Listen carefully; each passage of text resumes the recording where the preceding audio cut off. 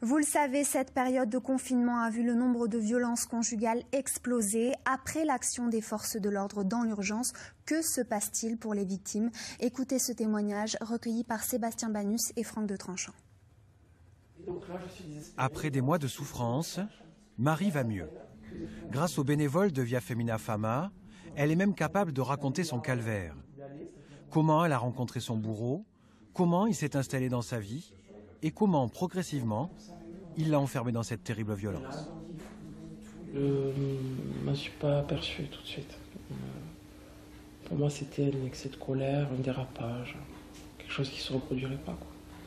Donc c'était beaucoup, il m'aimait bien me tirer par les cheveux, les douches froides, les baffes, il m'a cassé le nez, peut-être une côte, mais ça je ne le savais pas parce que je suis jamais allée consulter. Voilà. Le plus marquant pour moi, ça a été le nez, oui. Parce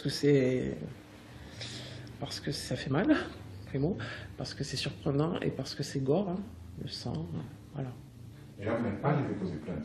Non.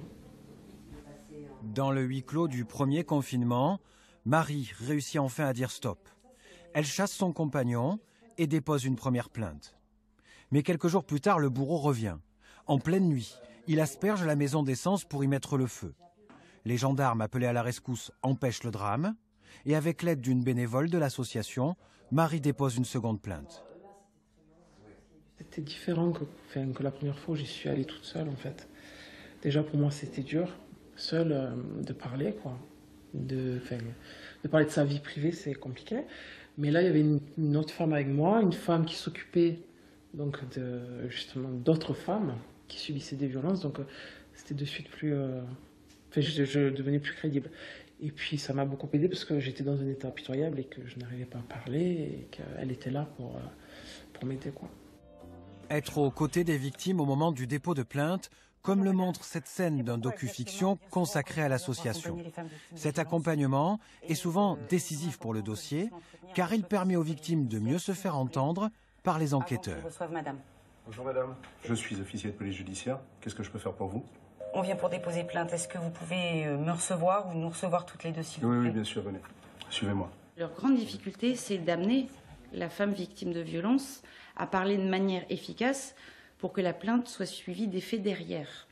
Et une femme victime de violence, une vraie, qui a subi ces violences conjugales depuis des années, tout est embrouillé dans sa tête. D'où l'apport aussi de notre association, parce que nous essayons de préparer cette parole avant que la femme victime de violence aille déposer plainte. On lui dit, surtout, ne te noie pas dans le détail. Nous, on t'a écouté 2 heures.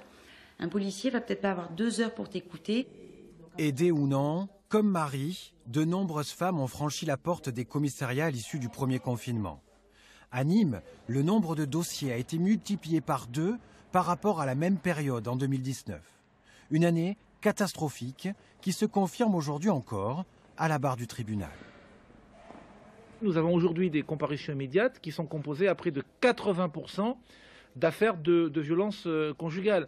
Habituellement, elles représentent entre 20 et 30%. Donc ça, c'est un indicateur qui démontre que sur le terrain, dans l'intimité de la vie des familles, il y a de la violence conjugale. Mais ce qui est intéressant aussi, c'est de voir que les femmes ont désormais le courage de passer la porte des brigades de gendarmerie ou des commissariats, puisqu'elles viennent porter plainte.